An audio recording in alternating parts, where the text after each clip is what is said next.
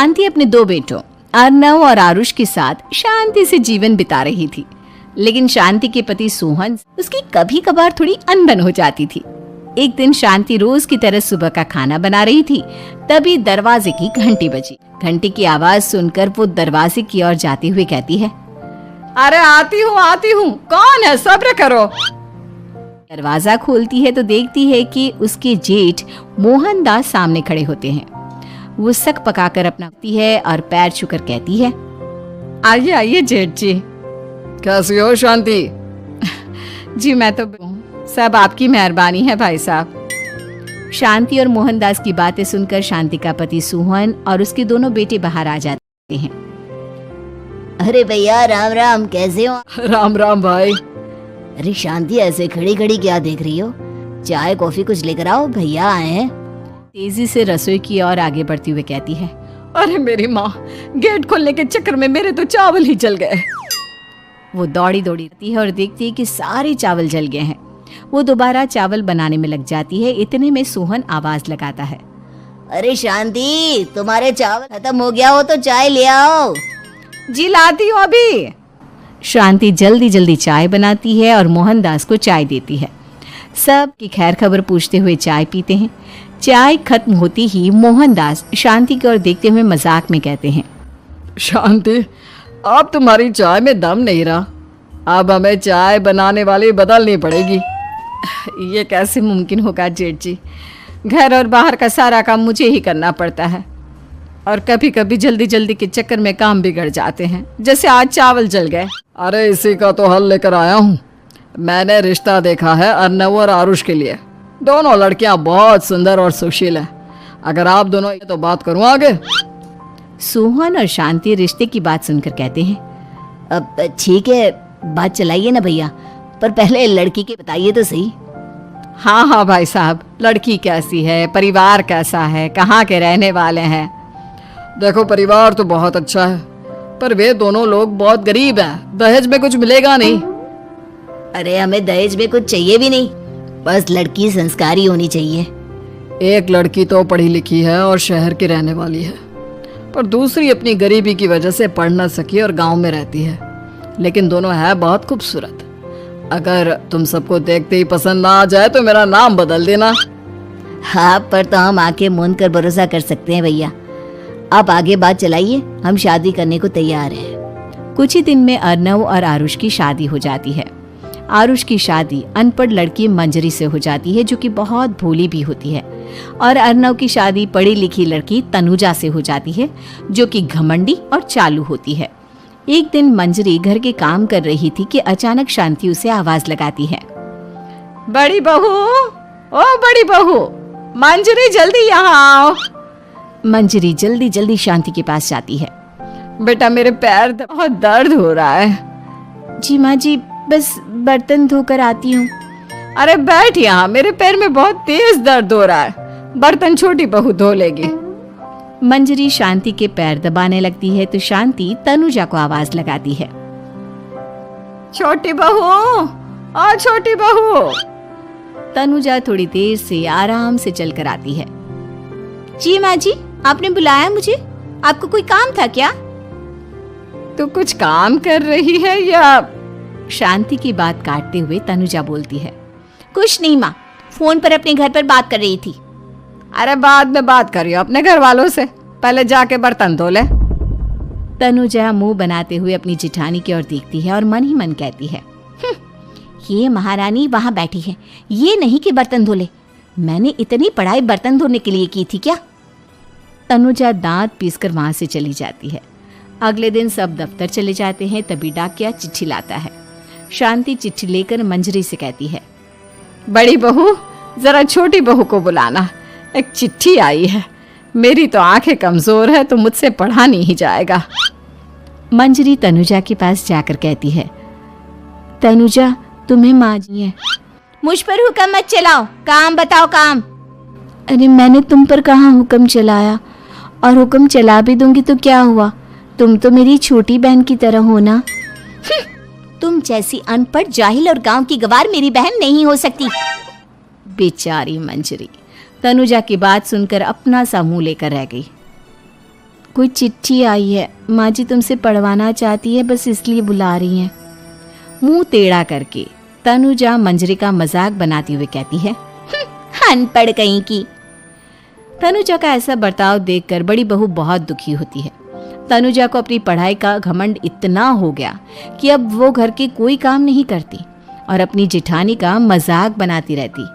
तनुजा का ये बर्ताव अब उसकी सास को भी नजर आने लगा था। एक दिन शांति ने अपनी बड़ी बहू से कहा, मंजरी, तनुजा हर समय तुम्हारा मजाक उड़ाती है, तुम्हें गुस्सा नहीं आता क्या? आता तो है माँ जी, लेकिन मैं क्या करूं? जब भी उसे कुछ बोलती हूँ वो और भी जली कटी बातें मुझे सुनाकर चली जाती है।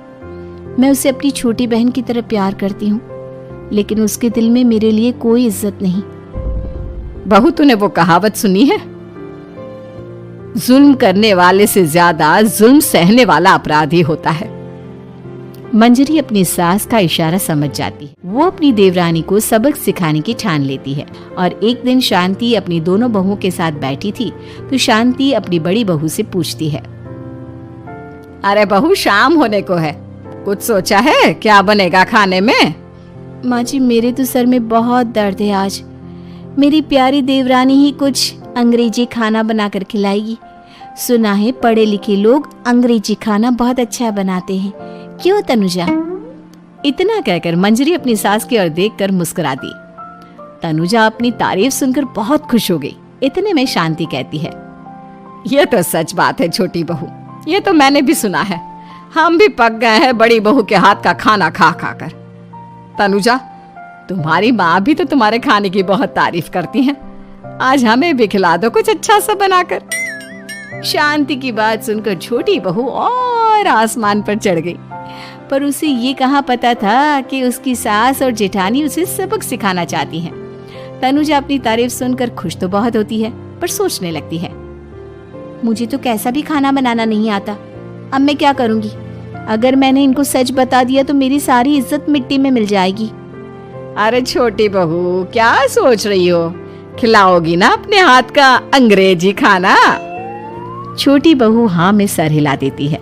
अचानक से उसके दिमाग में एक आइडिया आता है, मैं इंटरनेट से देखकर कुछ बना लेती हूँ, मेरी वाहवाही पूरे घर में हो जाएगी। मुझे कौन सा रोज रोज बनाना है। माँ जी, आज आप सबको ऐसा खाना खिलाऊंगी, ऐसा खाना खिलाऊंगी। इतने में शांति छोटी बहू की टांग खींचते हुए कहती है कि पता नहीं कैसा खाना खिलाओगी। ए ऊपर वाले, हमारी रक्षा करना। इतना बोलकर शांति और मंजरी दोनों जोर जोर से हंसने लगते हैं। अब तनुजा रसोई घर में चली जाती है और खाने की तैयारी करने लगती है, पर उसे रसोई घर की चीजों के बारे में तो कुछ नहीं पता। जैसे तैसे सारी चीजें निकालती है और इंटरनेट पर देखकर खाना बनाती है। कुछ ही देर में सब लोग घर आ जाते हैं। अरे सुनते हो, आज का खाना हमारी छोटी बहू बना रही है। अरे वाह, आज तो फिर कुछ अंग्रेजी खाना खाने को मिलेगा। कुछ ही देर में खाना बन जाता है तो छोटी बहू सबका खाना लगा देती है। इतने में बड़ी बहू कहती है, क्या बात है देवरानी जी, आज तो बहुत अच्छी खुशबू आ रही है। ये बात तो सही कही बड़ी बहू तूने, खुशबू तो अच्छी है। ऐसी खुशबू तो मेरे खाने में भी नहीं आती। सब मिलकर छोटी बहू की बहुत तारीफ करते हैं और छोटी बहू 7वें आसमान पर बैठ जाती है। अब सभी खाना खाते हैं। जल्दी जल्दी दो, अब तो मुंह में पानी आ रहा है। हाँ हाँ, मुझसे भी नहीं रुका जा रहा। जैसे ही सोहन एक निवाला खाता है तो उसकी आंखों से पानी आने लगता है। ये देखकर शांति सोहन से पूछती है, क्या हुआ जी, खाना इतना अच्छा बना है कि आंखों से पानी आ गया? सोहन चुप रहता है और धीरे धीरे से खाना शुरू कर देता है। इतनी छोटी बहू से कहता है, बेटी तुम भी तो खाओ, तुम क्यों रुकी हो? खाना सच में बहुत अच्छा है। ये कहकर सोहन जोर से हंस देता है। फिर सब खाना खाने लगते हैं, लेकिन खाने में नमक और मिर्च तेज हो गई थी। तनुजा से कोई कुछ नहीं बोलता, बल्कि उसे भी खाने को कहते हैं। जैसे ही छोटी बहू खाना खाती है वो पानी पानी कहकर चिल्लाती है, पानी, इसमें तो पानी। ये खाना तो सच में इतना अच्छा बना है कि हमारे साथ साथ देवरानी जी भी इसके स्वाद को कभी नहीं भूल पाएंगी। सही कहा बहू। तनुजा को अपनी गलती का एहसास हुआ और उसने अपनी सास से कहा, माँ जी, ये मेरी गलती नहीं है। इंटरनेट पर दिखाया था कि 4 चम्मच नमक और मिर्च डालने हैं। अब मंजरी को भी मौका मिल गया और उसने तनुजा पर तंज कसा। नाच न जाने आंगन टेढ़ा, हर जगह अपनी पढ़ाई दिखाती हो, दूसरों का मजाक उड़ाती हो। अब पता चला ना, हर चीज़ में पढ़ाई काम नहीं आती। और तुम तो शहर में रही हो, तुम्हें तो मुझसे भी अच्छा खाना बनाना आना चाहिए ना। बेटा, अगर तूने ठीक से सब सीखा होता तो आज तुझे शर्मिंदा नहीं होना पड़ता। बात शहर या गांव की नहीं होती। मंजरी गांव से आई है, लेकिन उसे घर का काम करना और खाना बनाना सब अच्छी तरह से आता है। तुम शहर में रही हो, तुमने ये सब क्यों नहीं सीखा? छोटी बहू सर नीचा कर सबसे माफी मांगती है और बहुत शर्मिंदा हो। दीदी, मुझे माफ़ कर दो। मैंने आपको बहुत बुरा भला कहा, पर आपने मुझे हमेशा ही माफ़ किया।